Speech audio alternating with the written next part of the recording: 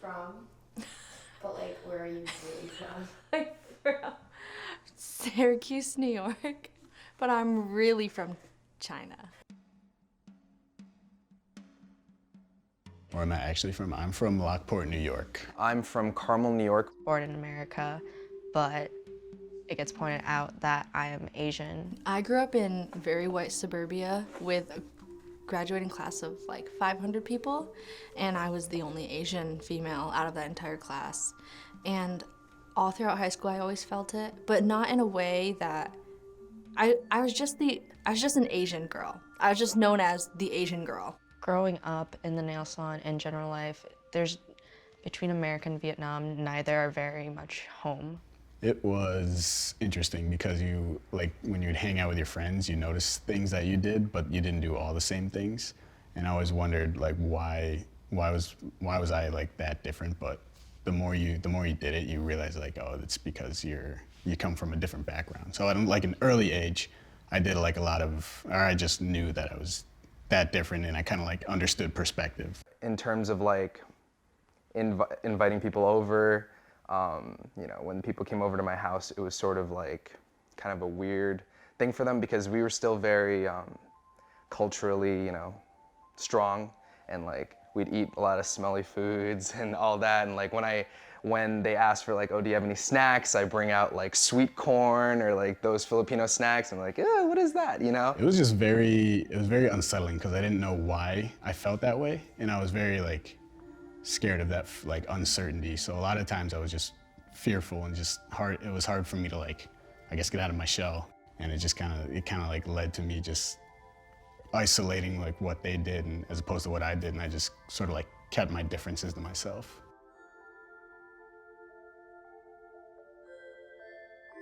Growing up between two cultures, you never feel like you belong in either. You feel like you're just in this limbo, in this in-between, and you really don't know where you can go with either. You don't know who you can relate to. You don't know who will understand your struggles.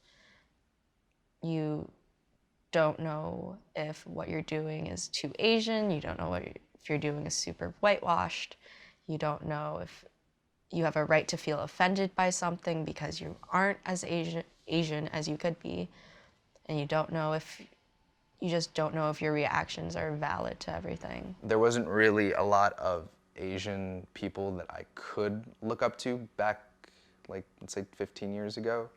I mean, I guess I had to look up to like, you know, like Jackie Chan or something like that for his movies and stuff.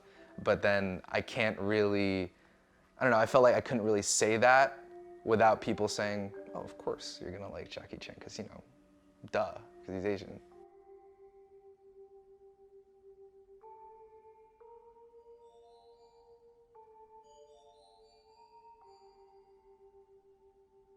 I think with the lack of representation, it pushed me to be more insecure about who I was as someone that has Chinese heritage. I think, well, whenever someone asked me the question like, who's your favorite Disney character, I'd always say Mulan, and the response back was usually like, oh, is it because she's Asian, or is it because she's Chinese or from China? And it's like, I mean, the answer is yes, because I'm Chinese and I've never seen a single Chinese character growing up.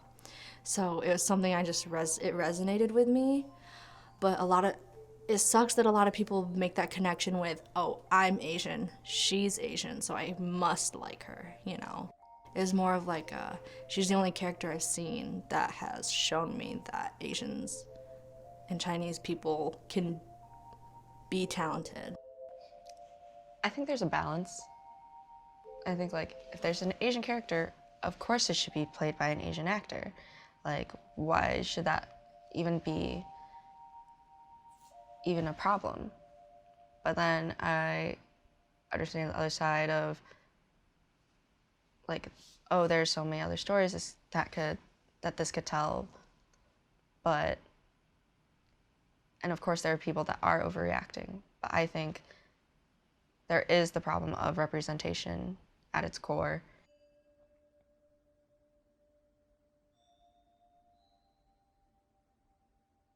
Growing up, I felt really resentful towards being different. I always have wanted to feel included. I feel like I'm an outsider looking in. Like I'm accepted based on my looks, but then I don't have anything to offer other than that. Other than just looking like all the other Asians do. Not in any way am I not grateful for the way that I was raised, but I think it wasn't something I missed out on because I don't think that anything was missing from when I grew up.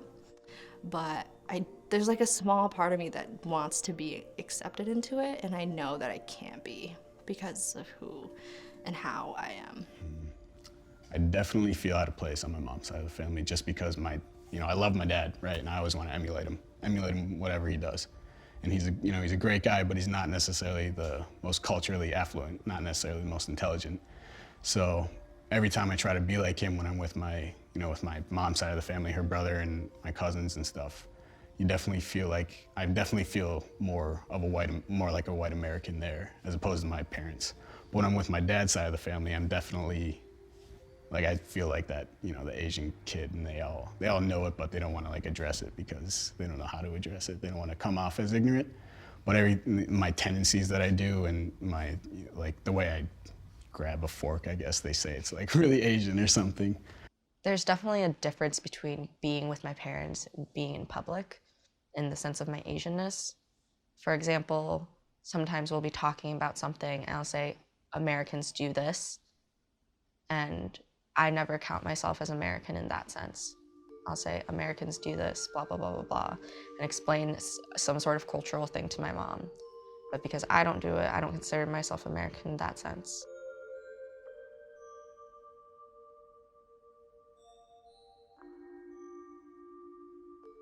When I got to my middle school years, I guess, people started kind of calling me out on not calling me out, but noticing for lunch, everyone would bring Lunchables, but then I'd bring rice, egg over it, and they'd be like, oh, that's kind of weird, and why are you eating that, And I said, it's because what I like. So I guess that's my first instance of knowing, oh, people see me as that, I guess. For a long time growing up, I was ashamed and embarrassed to be seen with my parents out in public. And that was really hard to think about because I was just afraid to be seen at a restaurant with my parents when I was younger because it's so obvious that I'm not their biological child. There's definitely an in-between. I always felt like I was teeter-tottering, No matter what you did, you could always pick out your stereotypical Asian tendencies. And then when you're with your Asian family, they always pick up your white tendencies. They're like, oh, you stupid little guaylo.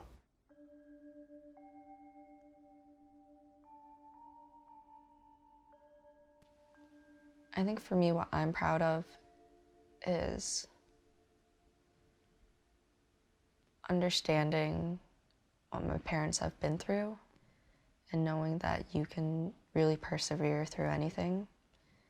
Knowing that being proud to talk about the experiences my parents went through.